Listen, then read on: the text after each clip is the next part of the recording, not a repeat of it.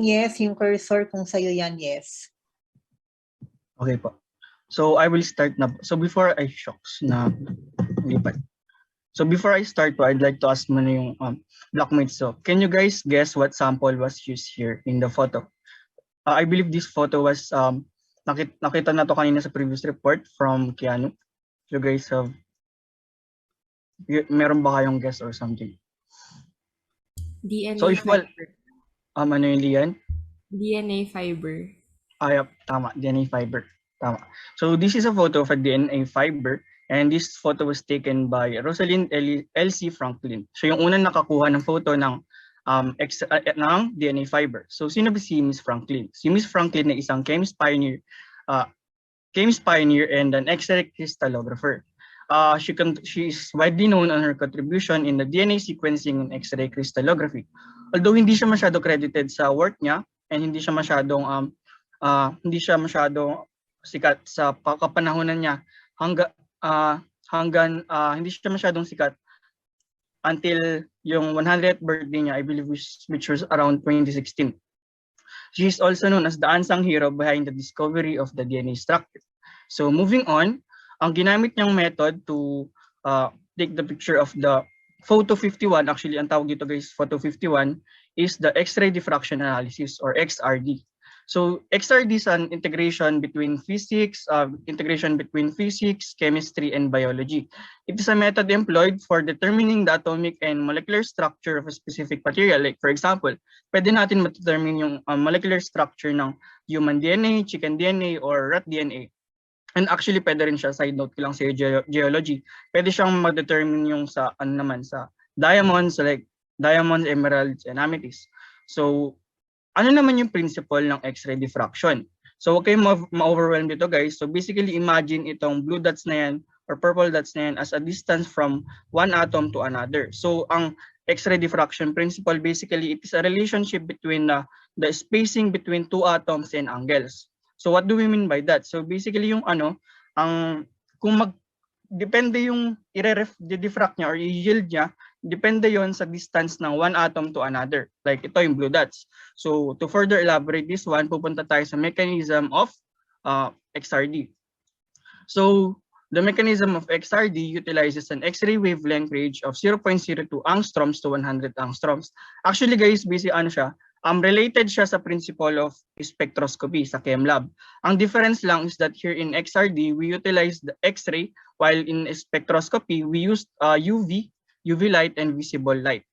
So going back here, basically yung mechanism here, magsisimula tayo sa X-ray tube and mag-yield siya, mag-emit siya ng light rather dito sa block na yan. Tapos kung nakikita nyo itong cube na to, dito nilalagay guys yung specific material na tinetest natin. Diyan siya ilalagay, si DNA fiber or si rocks.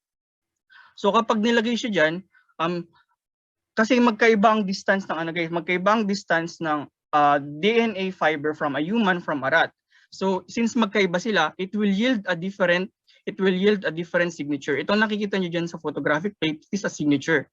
Magkaiba yung signature na ini-emit ni DNA from organism. So doon siya malalaman guys, doon natin madi-distinguish kung ano yung tinetest natin through the signature of the photographic plate or in the intensity plot. So basically yun yung pinaka-analysis niya.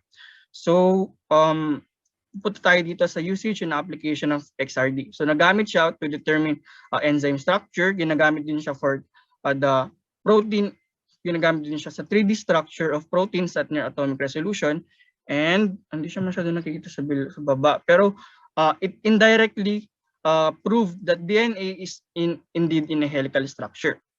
So punta naman tayo dito sa X-ray pioneer, father and son duo. Mag-ama to guys, si Sir William and si Sir Lawrence. They won the Nobel Prize on the year 1915 and they are known for their because they both pioneered and created a new field in X-ray in science, which is crystal analysis through X-rays. So moving on, the next slide.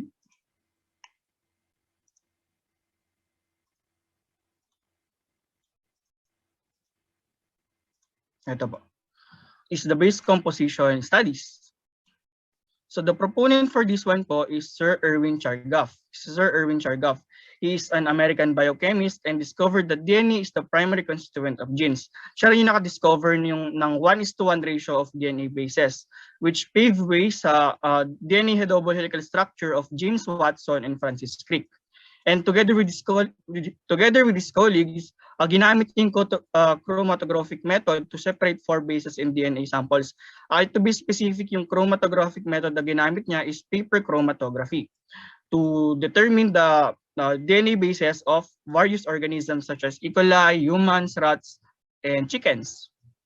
So doon sa study niya, guys, he concluded the following. So una, he was able to find out that the number of adenine is proportional to the number of thymine. Susunod, the number of guanine is proportional to the number of cytosine. Yun yung una niyang finding. So the second finding naman is here, the sum of purines is equal to the sum of pyrimidines. So if titignan natin itong example ko dito, this is an example of a DNA base. If bibilangin natin yung purine, which is yung A and G, dito sa DNA base na yan, ang mabibilang natin is 12. So ayan, take note natin 12. So next naman, if bibilangin naman natin si pyrimidine, dito sa DNA base, magkaparas lang to guys sa itong dalawa yan, same lang sila. Pero this time, ang bibilangin natin is si C and si T, 12 din siya. So babalik tayo sa second finding niya, na totoo na the sum of purines is equal to the sum of pyrimidines. Yung third finding niya naman, which is this one, the pairing of G plus C does not necessarily means an equal pairing of A plus T. It varies per organism. So what does this mean? So wag na tayo lalayo for this one. So sinasabi dito, yung adenine and thymine pair, hindi siya laging equal sa number of cytosine and guanine pair. Kasi yan yung magkatugma guys, di ba? A and T tapos C and G. So if bibilangin natin siya dito, pupunta ako dito guys, dito. So for the adenine and thymine, if bibilangin natin yung A and adenine and thymine, bibilangin natin siya. So 1, 2, 3, 4, 5, 6, 7, 8. So 8 siya.